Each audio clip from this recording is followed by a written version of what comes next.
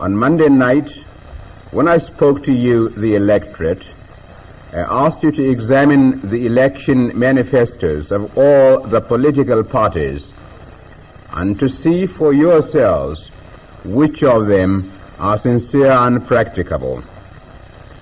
Many of you are of course aware of the provisions of the Nigerian Constitution Orders in Council, which set out the authority and the powers of the federal government and of the regional governments. Now, our Nigerian Constitution provides for a clear division of functions between the federal and the regional governments.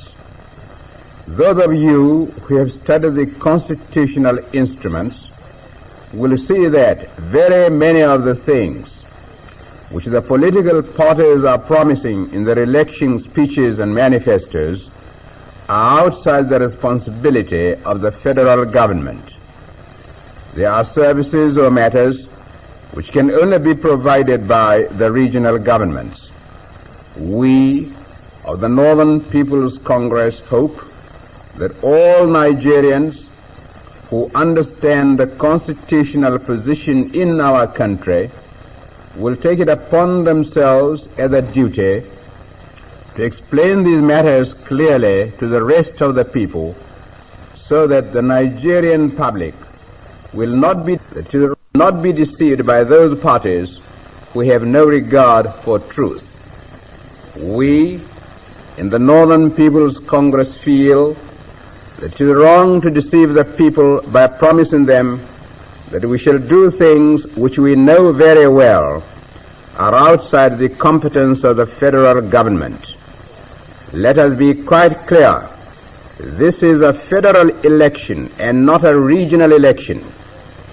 For the benefit of those of my fellow Nigerians who have not the advantage of knowing the provisions of the Constitution, I shall try now to explain briefly the matters which come directly under the legislative control of the federal government and of the House of Representatives. Now, here are some of the things over which the federal government exercises exclusive control. They are as follows: aviation, banks and banking, raising of external loans for the federal government or for the regions, companies other than those incorporated directly by a law enacted by the regional legislature. Then there's currency, coinage and legal tender, and the customs and excise, and deportation from Nigeria, or the compulsory removal of persons from one region to another, and external affairs, that is the relations of Nigeria with foreign countries. The federal government is also responsible for certain institutions of higher education, of which the most important are the University College, the University College Teaching Hospital, the Nigerian College of Arts, Science and Technology, the West African Institute of Social and Economic Research, the Pharmacy School Yaba, the Forest School Ibadan, and the Veterinary School at Vom. Immigration into Nigeria and immigration also come under the exclusive control of the federal government. Then there is maritime shipping and navigation, including shipping and navigation of tidal waters and the river Niger and its tributaries. Then mines and minerals and nuclear energy. Nationality is another federal subject, and this includes the citizenship of Nigeria and the naturalization of aliens and the issue of passports and visas. Then there are the posts and telegraphs and telephones and railways and federal trunk roads. And finally there is wireless broadcasting and television, other than broadcasting and television provided by the government of a region, and there is a responsibility for allocating wavelengths. Now, I have given you that long list of subjects for which the federal government is responsible, in order that you may see for yourselves how many of the things which the other political parties are promising to do for you if you vote them into power, are right outside the control of the federal government. There are a few other subjects for which both the federal government and the regional governments are responsible, and about which they can both make laws, and these subjects are on what is known as the concurrent list. The list includes conditions of labor, industrial relations and industrial development, but is mainly confined to technical matters, of which statistics is an example. In framing our policy, we of the Northern People's Congress have not gone outside the provisions of the Constitution. And since this is only a federal election, we have considered it right that we should only address you, the electorate, on matters which we know the federal government has the power to control under the Constitution. We are confident that we have not allowed yourselves to be deceived by the unrealistic promises being made to you by the other political parties. I've explained to you the provisions of our Constitution, and I now want to tell you some of the things which my party, the NPC, will do for you if you vote us into power. Remember that the NPC always measures its programs and policies to be sure that they are constitutionally and physically possible of being carried out. Truth is our watchword, and we shall not deceive you. I start with the education. It is the responsibility of both the federal and the regional governments, and we in the Northern People's Congress consider that it is of national importance and should be treated as such. Bearing this in mind, our education policy will be first to recognize education as a matter of national importance.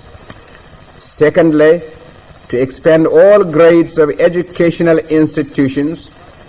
Thirdly, to provide increased facilities for science teaching to all school certificate holders throughout Nigeria.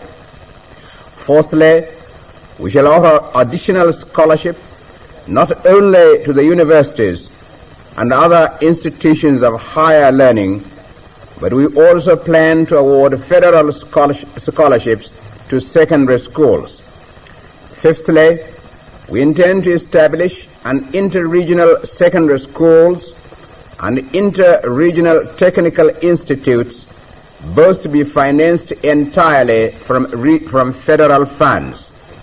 It is our hope that all the regions will cooperate with us in this project, because we feel that the mixing up in schools of students from all regions and from all tribal groups will definitely make a very valuable contribution towards our most important aim, which is the idea of unity in Nigeria, and it will assist in providing a balanced educational output throughout the Federation. This in its turn will make it possible for the federal public service to be fully representative of all sections of the community. We shall establish a teacher training center especially for the training of secondary school teachers. And it is also our intention that with the cooperation of the regions and of the voluntary agencies, we shall see that there is an interchange of staff between the various schools in Nigeria. We also intend to establish more institutes of higher learning, and it is our view that Nigeria can even now accommodate more university colleges. In the field of medical and health matters, the aim of the Northern People's Congress is to eradicate completely all epidemic and endemic diseases. We shall concentrate medical research especially on the elimination of leprosy and smallpox and all such other diseases which you know only too well are so dangerous to the health and the well-being of the nation. Besides research into methods of curing diseases, we shall also conduct our medical research into preventive measures and we intend to give free medical treatment to all pregnant and nursing mothers and to all children up to school leaving age. We shall also expand and modernize the Lagos General Hospital. Now, these are some of the things that we plan to provide for you, and with a full knowledge of the financial position of the federal government, we are convinced that they are all possible and that we shall be able to provide you with these services without having to impose additional taxation on you. We of the Northern People's Congress will always tell you the truth, because we believe that you are entitled to know the full implications of what your personal vote may mean. I hope to have the opportunity of addressing you once more on the rest of our policies next Tuesday.